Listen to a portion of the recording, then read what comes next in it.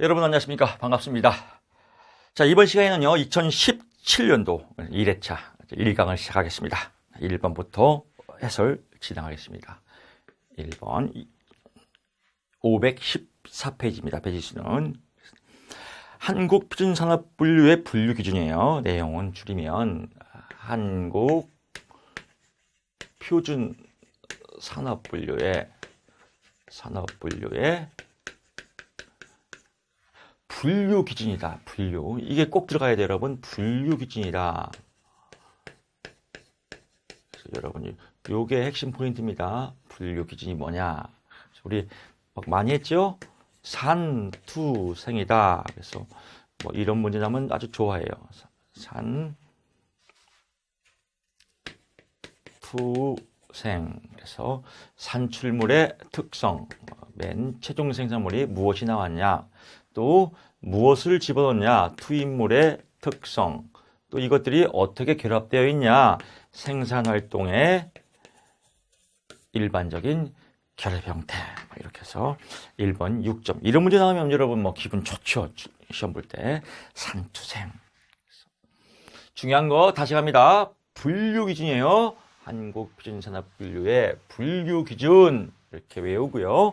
키워드 산투생. 이렇게 여러분 외우시면 될 것 같습니다. 설마 아직까지 산투생 해놓고 산이 뭘까 이러신 분 없을 겁니다.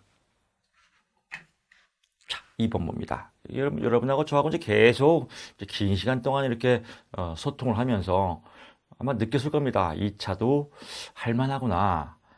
방향이 잡혔다.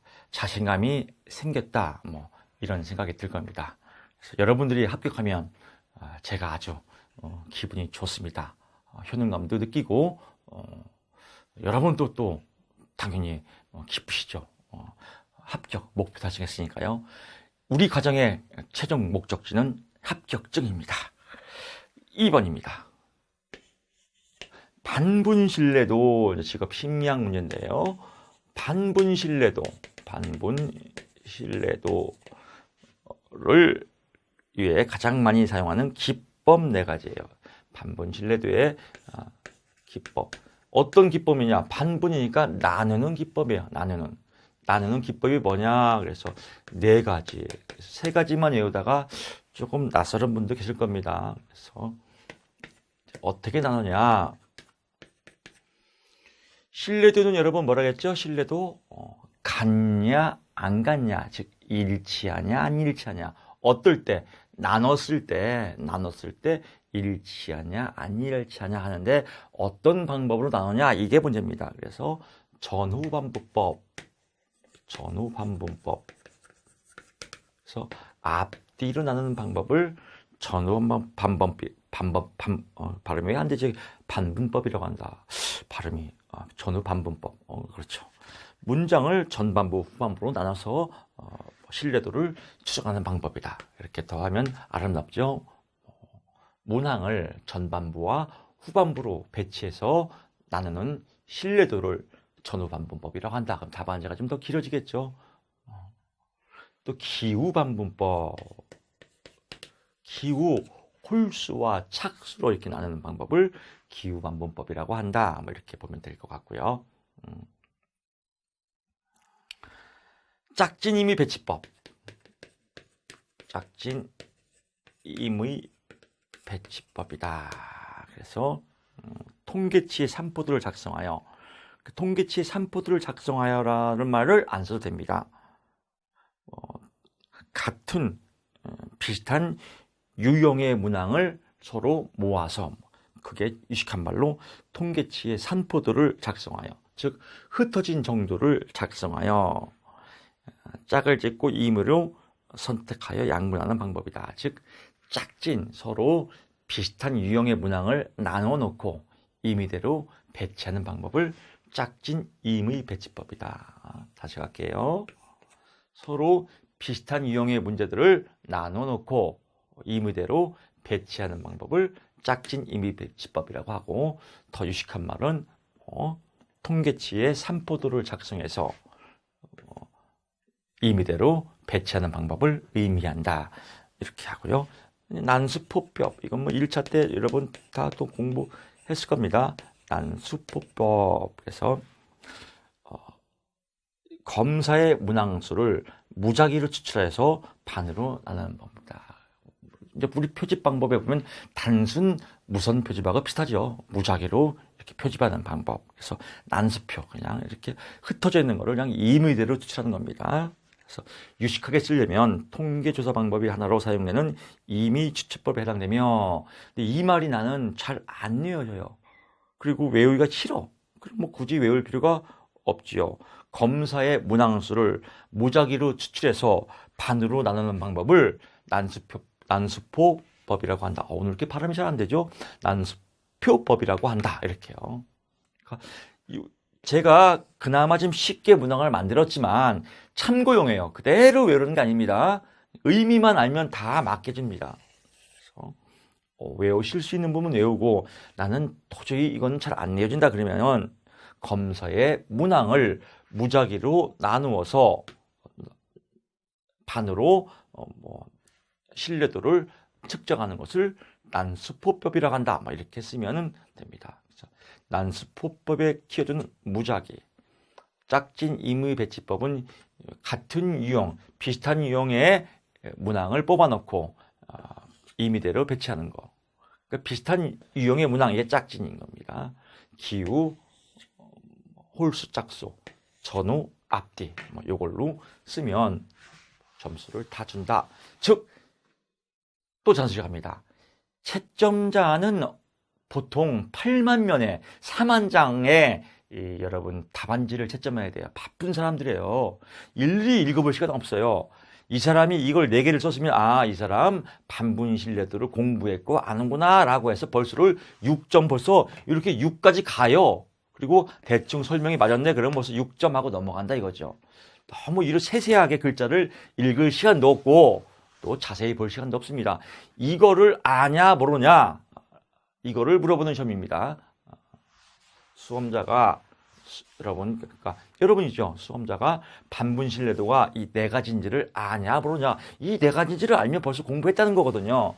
공부 안 한 사람은 아예 못 쓰죠. 그래서 너무 쓰는 거에 연연하지 말라, 이렇게 보면 될 것 같고요. 3번 직업분류에 직업을 분류할 때 일반적인 원칙이에요.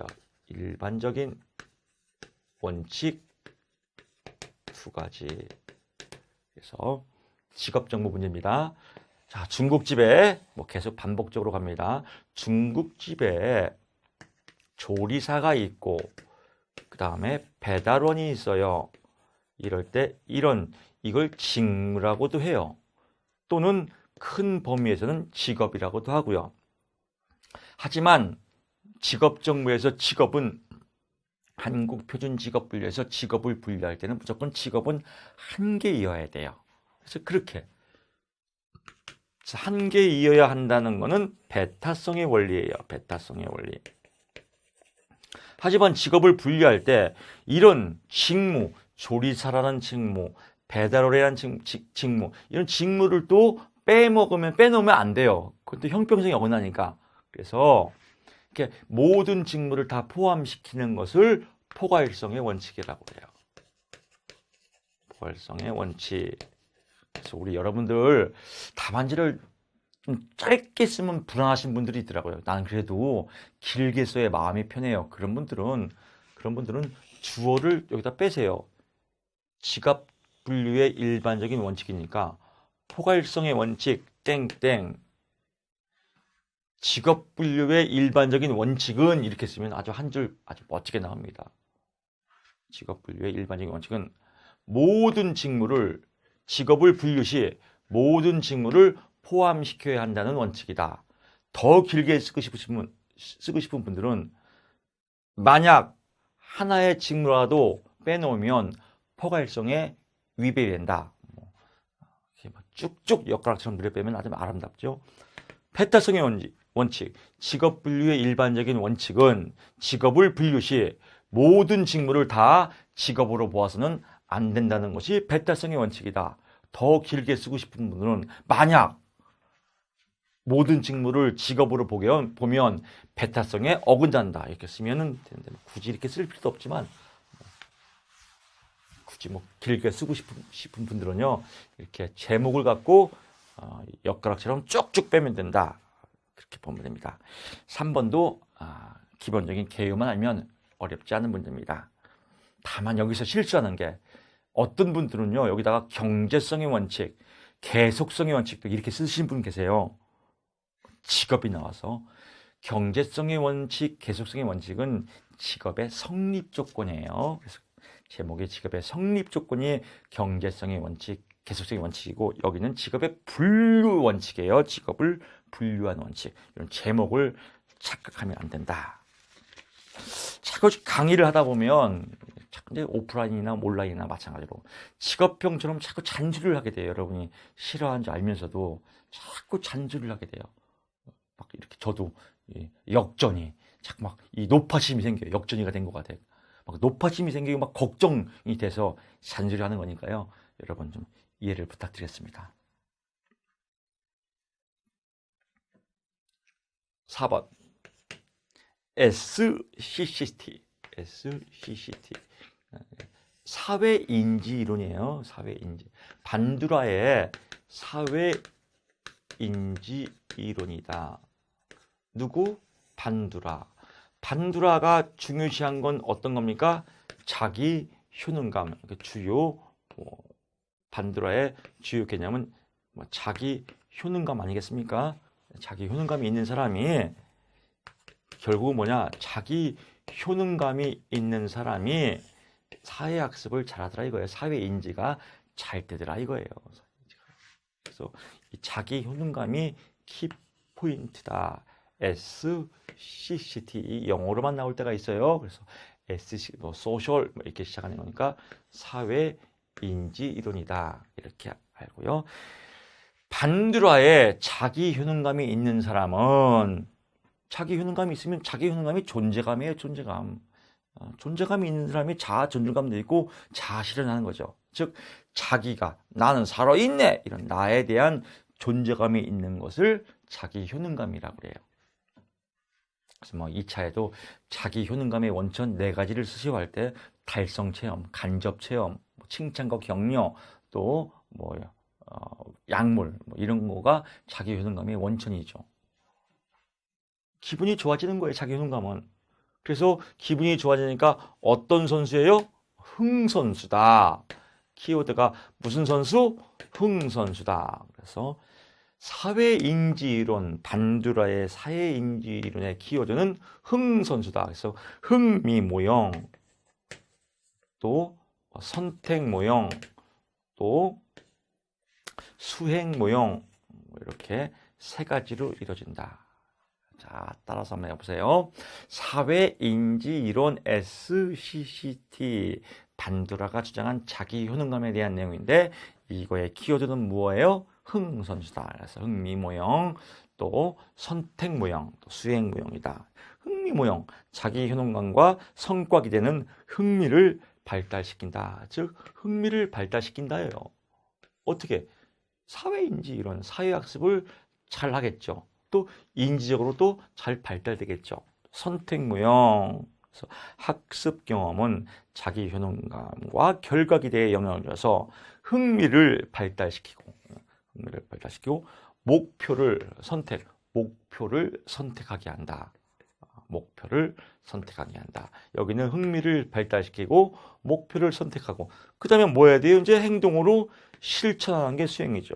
그래서 개인이 목표를 추구하면서 어느 정도 수행 수준을 해낼 것인지 예측하고 수행을 하는 단계이다. 그래서 수행 모형에다가 하나 더 뒤에다 쓰십시오. 예측하고 수행하는 단계이다. 또는 예측하고 행동하는 단계이다. 이렇게 마무리하면 훨씬 더 퀄리티가 있겠죠.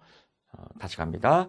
수행을 해낼 것인지 예측하고 행동을 하는 단계이다. 또는 실천을 하는 단계이다. 이렇게 마무리하면 될 것 같습니다. SCCT 반두라 흥선수 이렇게 여러분 보시면 될 것 같고요.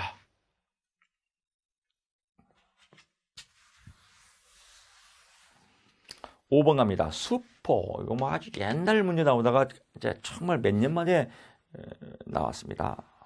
몇 년이라는 10여 년 만에 나온 것 같아요. 수포의 직업 발달 단계 5단계. 그래서 수포는 발달의 아버지라겠죠?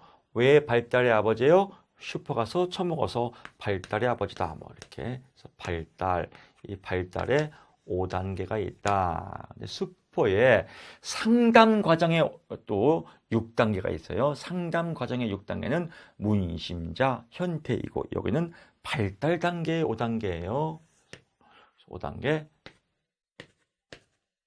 이건 1차에 많이 나왔죠. 성, 탐, 확, 유, 세. 그래서 성장기, 탐색기, 확립기, 유지기, 쇠퇴기다. 성탐학, 유세. 성을 탐하는 사람은 확 유세시켜버려라. 이렇게 여러분 외우시면 됩니다. 한 번 더 갈까요? 성을 탐하는 사람은 확 유세시켜버려라. 이렇게 여러분 외우시면 될 것 같습니다. 그래서 성장기가 보통 14세, 탐색기 15세부터 24, 25세부터 44, 45세부터 64, 65세 이상. 이렇게 나이까지 써주면 뭐 벌써 뭐 채점자는 뭐 점수를 주고 싶어 미치죠. 아, 이 사람 나이까지 하네. 뭐 뿅 가죠. 뿅 가. 10세 이상. 외울 때도 여기가 사니까 14세, 15 끝에가 다 4예요. 24. 그다음에 25, 44, 45, 64, 65 이상 이렇게 4, 4, 4 이렇게 외우면 여러분 뭐 어렵지 않을 겁니다. 그러니까 14세까지만 외우고 14, 15, 24, 25, 44 이렇게 외우면 됩니다. 나이에 따라서 가면 성장기 우리가 1차 때 배웠죠. 화능능이다. 화능능. 그래서 수퍼의 발달 단계는 14세 시기 가정과 학교에서 중요한 인물과 동시함으로써 자아 개념을 발달시킨다. 막 이렇게 써도 되고 1차 때 외웠던 사람 환상기, 흥미기, 능력기로 발달된다. 뭐 이렇게 써도 되고 14세까지는 직업에 대한 환상과 흥미와 능력을 단계로 발달된다. 탐색기, 우리가 잠전시. 그래서 탐색기 때는 이제 잠정적으로 잠정기와 저단기와 시행기를 거치며 직업이 발달된다. 뭐 이렇게 써도 되고 15세부터 24세까지며 자아를 검증하고 역할을 수행하고 직업 탐색을 시도하는 시기다. 뭐 쓰는 건 여러분들이 뭐 요게 이 나이 때 맞춰서 그냥 주절주절 쓰면 됩니다. 확립기, 확 터져라. 그래서 터전을 삶에 대한 뭐 25세, 40세니까 요게 뭐 인생의 가장 중반기 아니겠습니까? 직업 세계를 한참 할 때니까 확 터져라. 그래서 삶의 터전을 마련하는 시기로서 25세부터 44세까지를 의미한다. 뭐 이렇게 쓰면 됩니다. 아, 오늘따라 이게 발음이 안 들어가네요. 이렇게. 자, 원래도 뭐 좋은 발음은 아니었지만 유지기. 이렇게 45세부터 64세다. 그래서 안정된 환경 속에서 비교적 만족스러운 삶을 유지하는 단계이다. 뭐 쇠퇴기 64세 이후면서 뭐 기능이 쇠퇴함으로써 직업 전선에서 은퇴하는 시기로서 뭐 새로운 역할과 활동을 준비한다. 뭐 이렇게 이건 쓰는 거야. 뭐 쓸 거 많지 않습니까? 여러분 자유롭게 여기에 맞춰서 쓰면 됩니다. 뭐 정말 쓸 거 없으면 뭐 유지기 이런 거 이 보세요. 확립기 직업 세계에 들어와서 진급을 하고 한참 활동적으로 뭐 직업 세계에 전념하는 시기다. 뭐 이렇게 요 나이대별로 그냥 소설 쓰면 되는 겁니다. 어차피 그냥 비슷하게 맞냐 안 맞냐를 보는 거니까 중요한 거는 이거를 썼냐 안 썼냐 순서대로 그게 채점의 기준표입니다.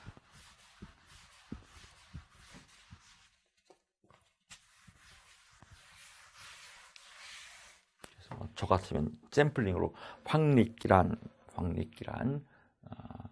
직업 세계에 몰두하는 단계로서 삶의 터전을 마련하는 시기를 확립기라고 한다. 뭐 이렇게 써도 깔끔하죠. 여러분들이 그냥 좋은 여러분들에 맞는 용어로 잘 버무리면 됩니다. 6번 갑니다. 심리검사에서 선다형이나 예, 아니요 등 선다형은 사지선다형이에요. 사지선다형. 그러니까 1번, 2번, 3번, 4번을 선다형이에요. 선다형. 예, 아니요 등 객관식 검사. 예, 아니요는 그냥 뭐 두 개. yes, no 이렇게. 이런 걸 보고 내가 알아서 판단한다. 그래서 내가 스스로 보고한다. 자기 보고식 검사라고 합니다. 이제 이 의미를 알았죠. 아, 사지선다형이나 예, 아니요 체크하는 자기 보고식 검사의 장점과 단점을 쓰시오 이겁니다. 그래서 문항을 이해해야겠죠. 창점, 답이 딱 떨어지죠. 그래서 문제가 뻔하고 채점도 뻔하고 왜 객관식이니까. 그래서 그냥 객관식 문제의 장점이 뭐냐 이렇게 이해하면 더 쉬워요. 객관식 검사의 장점이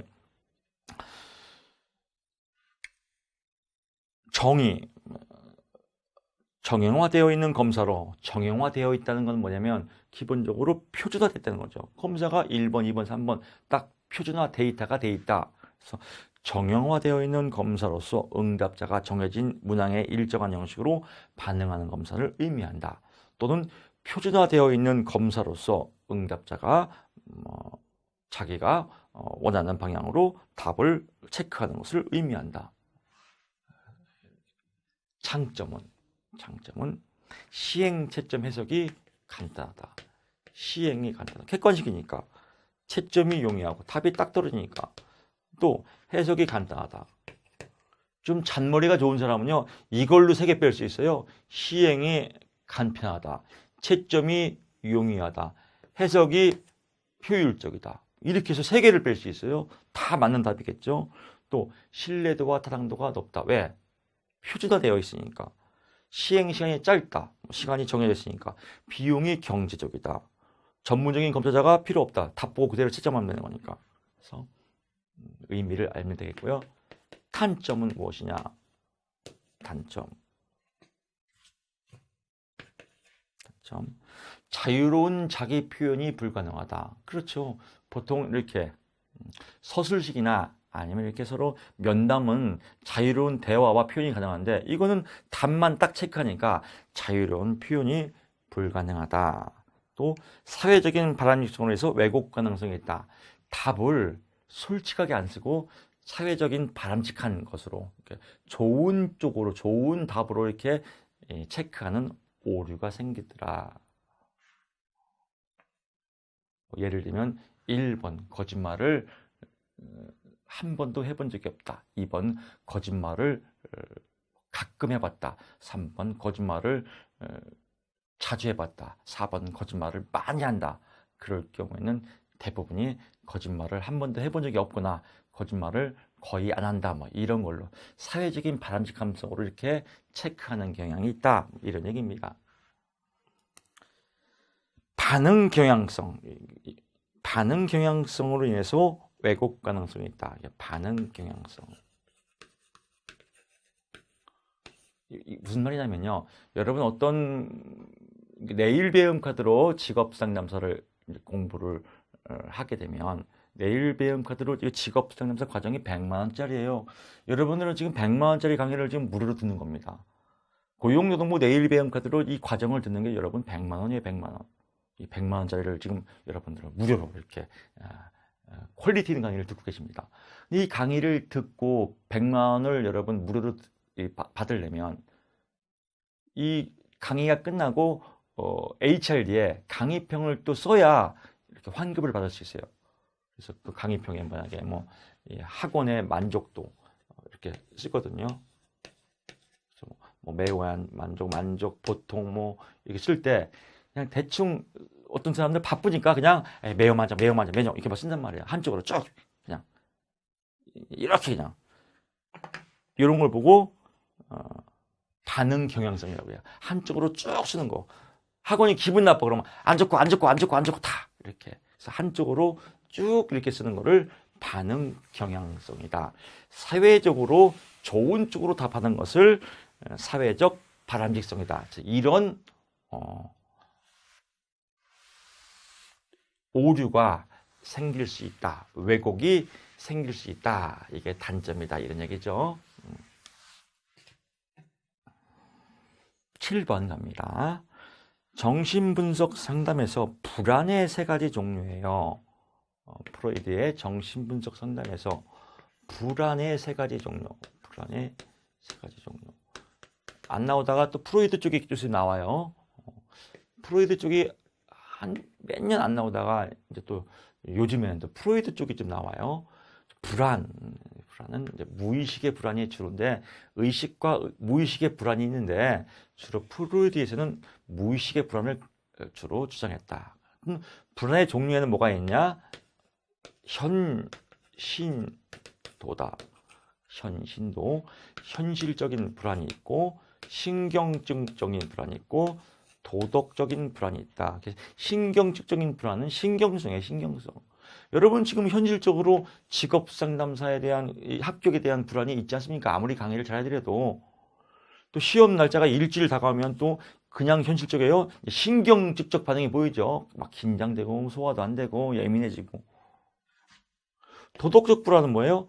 초자. 프로이드가 말하는 자아, 이드, 또 초자. 이 초자가 발달된 불안을 도덕적 불안이라고 그래요. 즉 착하니즘, 욕도 하면 안 되고 올바르게 커야 되고 인쇄도 잘해야 되고 이런 사람들이 불안이 있다. 왜? 억압이 많기 때문에. 그래서 현실적 불안은 현실에서 느끼는 실제적인 불안, 신경질적 불안은 자아와 본능 간의 갈등에 의해서 두려움이 발생하는 자아와 본능. 그래서 본능은 불안한데 자아는 그러면 안 돼. 그래서 이렇게 신경직적 반응을 보이는 것을 신경직적 불안이다. 초자가 발달되어서 불안을 느끼는 것을 도덕적 불안이라고 한다. 도덕적 불안이라고 한다. 이렇게 보시면 될 것 같습니다. 그래서 7번 끝났고요. 8번 갑니다.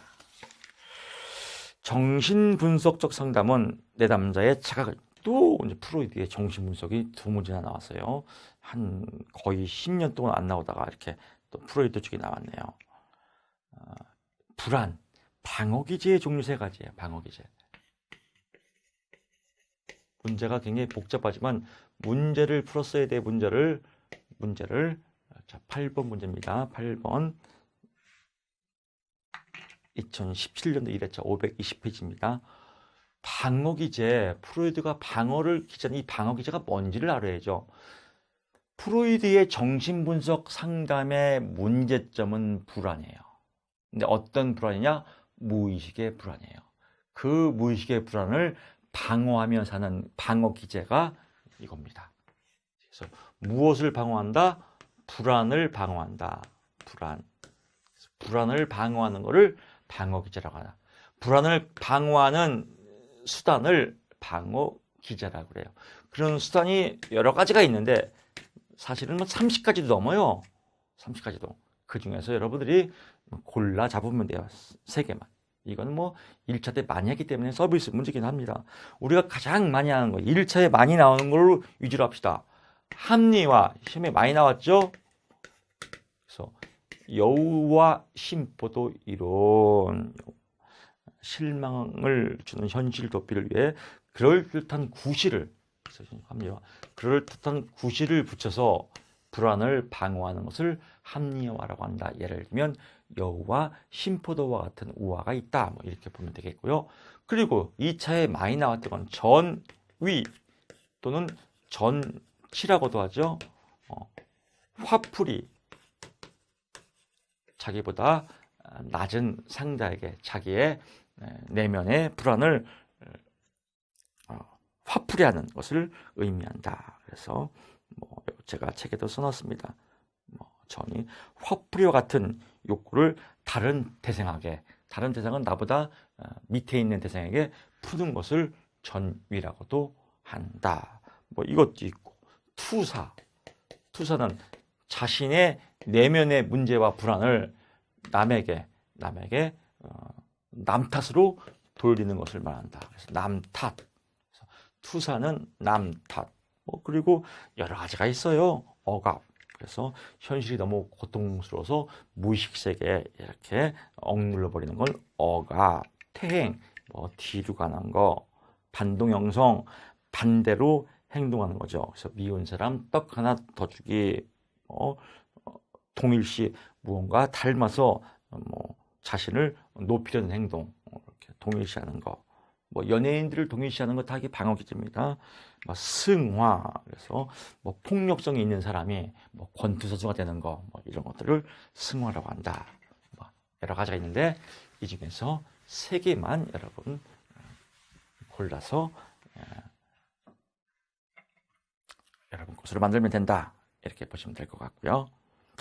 방어기제는 기본적으로 5개까지 나온 적이 있어요. 그래서 보험용으로 5개 정도 여러분이 찍어서 여러분 것으로 이렇게 만들면 좋을 것 같습니다. 그래서 억압, 무의식세계로 억눌러 버리는 것, 투사, 옮기는 것, 합리화, 구실을 붙이는 것, 또 전위, 화풀이 하는 것, 이런 거 여러분들이 좋은 용어로 붙이면 될 것 같습니다.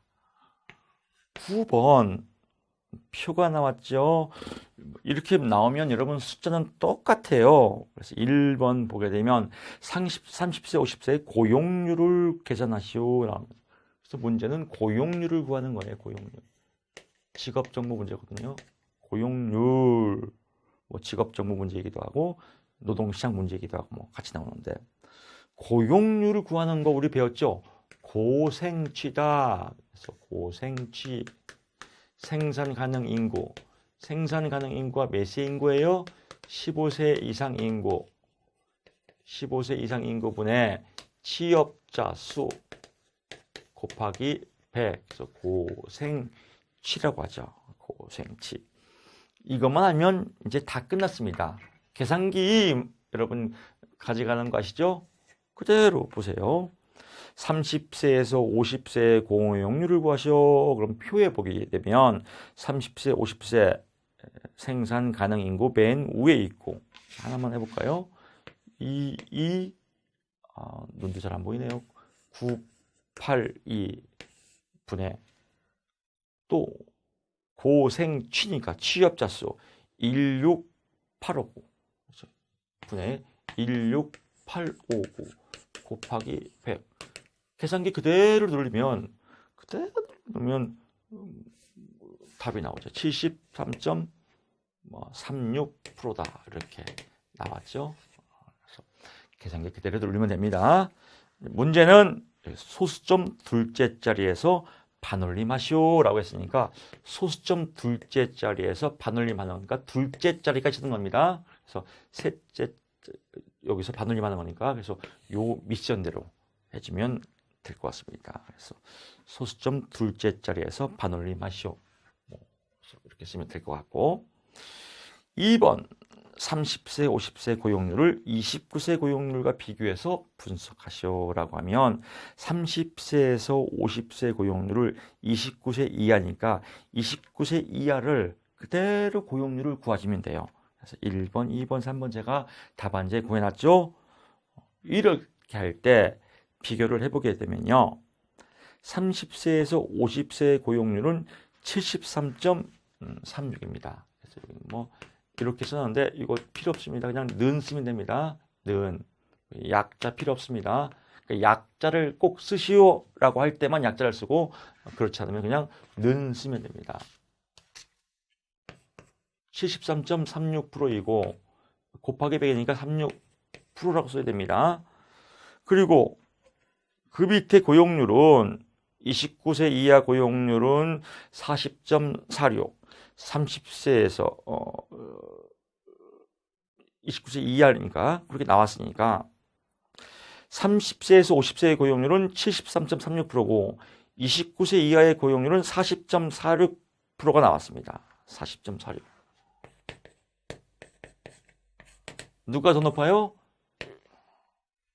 30세에서 50세 고용률이 월등히 더 높기 때문에 이제 마무리 투수 30세에서 50세가 29세 이하보다 고용률이 현재 높고 경제활동도 활발함을 의미한다. 고용률도 높고 경제활동도 활발함을 의미한다. 이렇게 마무리를 해주면 깔끔하게 정리가 됐습니다.